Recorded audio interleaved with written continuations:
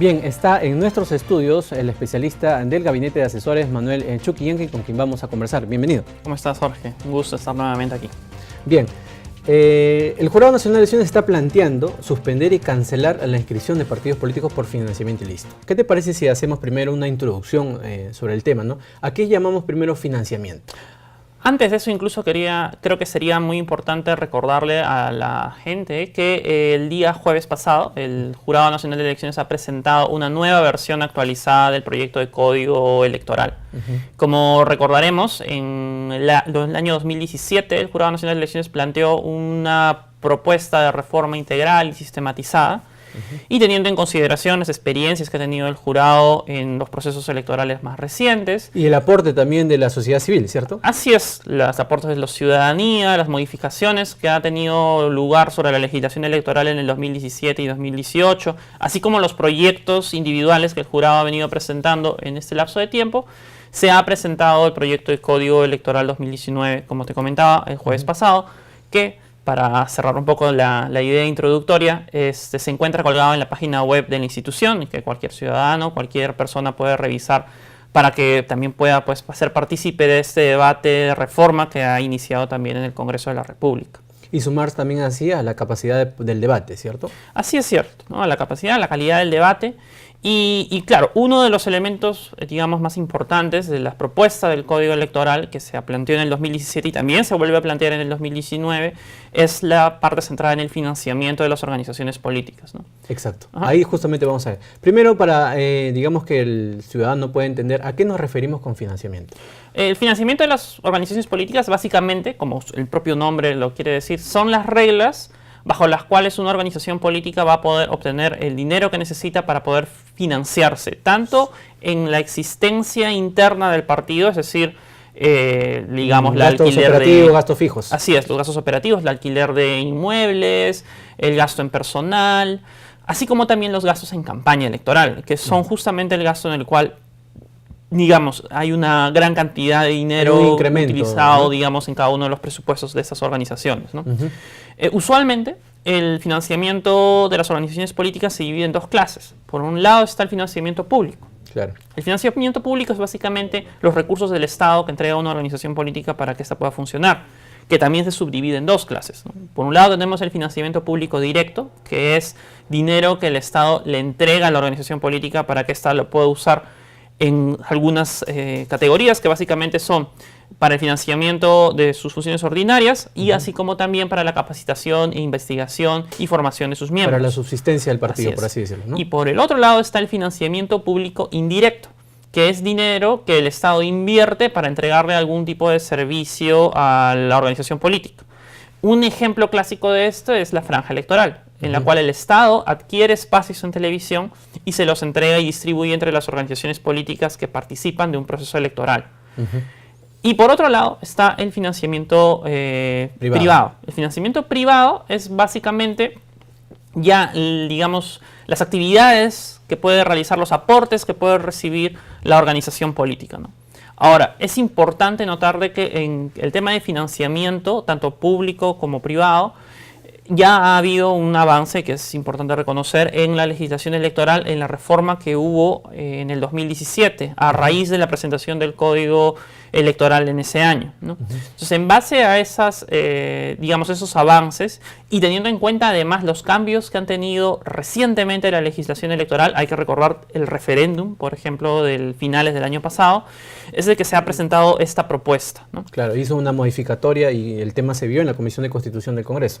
No solamente en Constitución, sino también obviamente ha sido en el Pleno y luego posteriormente la población ha tenido que decir algo allí, ¿no? Entonces, hay algunos cambios que se han generado frente a lo que actualmente está vigente en cuestión de financiamiento y la propuesta del 2017, ¿no?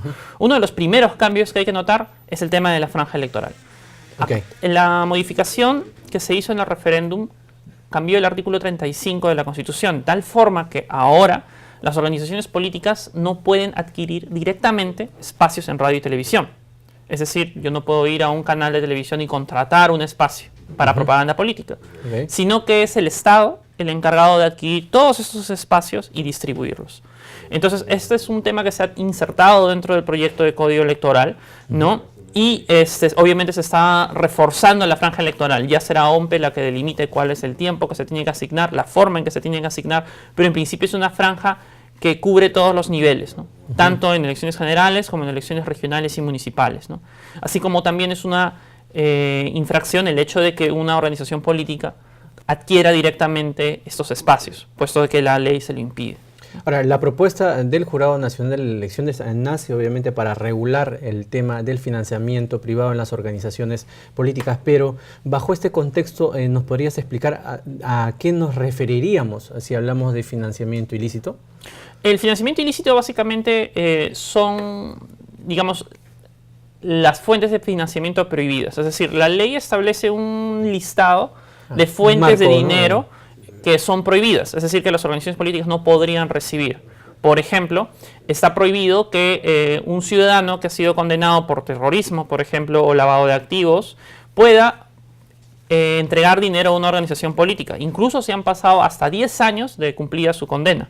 Esa es una limitación, por ejemplo. Así como también hay otra limitación a los aportes que vengan de personas jurídicas, salvo si son personas jurídicas sin fin de lucro y son extranjeras, ¿no? Entonces, esas son las limitaciones que ha impuesto la ley, y obviamente el infringir estas reglas genera una sanción que impone OMPE en primera instancia y que después el jurado confirma de presentarse alguna apelación. Lo que ha hecho el Jurado Nacional de Elecciones en la propuesta del proyecto de código es establecer pues algunas limitaciones más, ¿no? Ajustar algunas.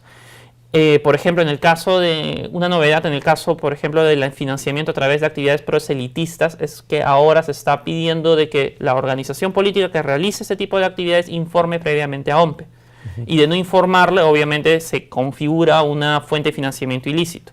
Ahora, el Jurado Nacional de Elecciones lo que ha hecho es organizar las infracciones, actualizar las multas que se imponen frente a cada una de estas, un poco equiparándolas a las modificaciones que sufrió la legislación electoral en el 2017, y sobre todo un punto en el cual se está insistiendo es la imposición de sanciones políticas.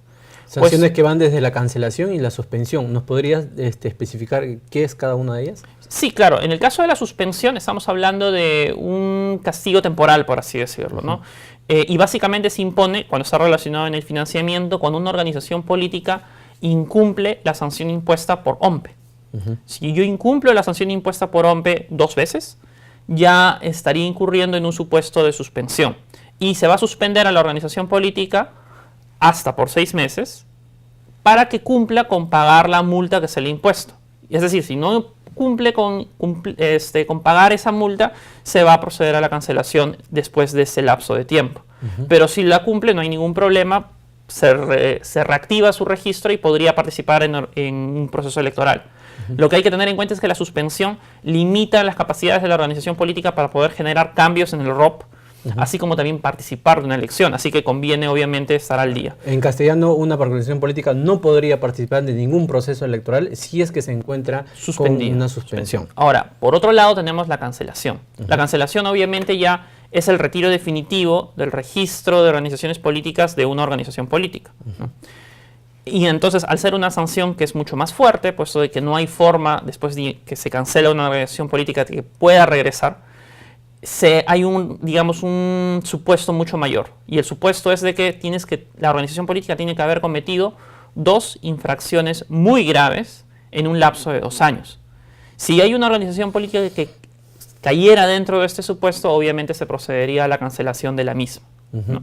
Y dentro de este punto, ¿qué sucedería con una organización política tras ser cancelada? O sea, ¿pierde automáticamente todas sus posibilidades en el registro de organizaciones políticas? O sea, la cancelación no es ya una sanción temporal. No es como en el caso de la suspensión, en el cual yo cumplo con pagarle la multa, o, por ejemplo, que es una propuesta del código, se suspende también aquellas organizaciones políticas que tienen un número de comités o un número de afiliados inferior al mínimo requerido por la ley. Entonces, aquí, en el caso de las suspensiones, son errores o son, digamos, situaciones subsanables. Es decir, que la organización política puede de alguna forma resolver el problema y poder recuperar su estatus. En el caso de la cancelación ya es un retiro definitivo del registro. y es un retiro definitivo por la gravedad de la infracción impuesta. Cuando estamos hablando ya de las infracciones graves, en el caso de financiamiento, estamos, por ejemplo, hablando de una omisión en la remitir el informe anual financiero de la organización política, el no cumplir con rendir cuentas respecto del financiamiento público directo que se le entrega, o el haber recibido financiamiento a través de una fuente prohibida. Como son situaciones que son graves, obviamente la sanción tiene que ser mucho mayor.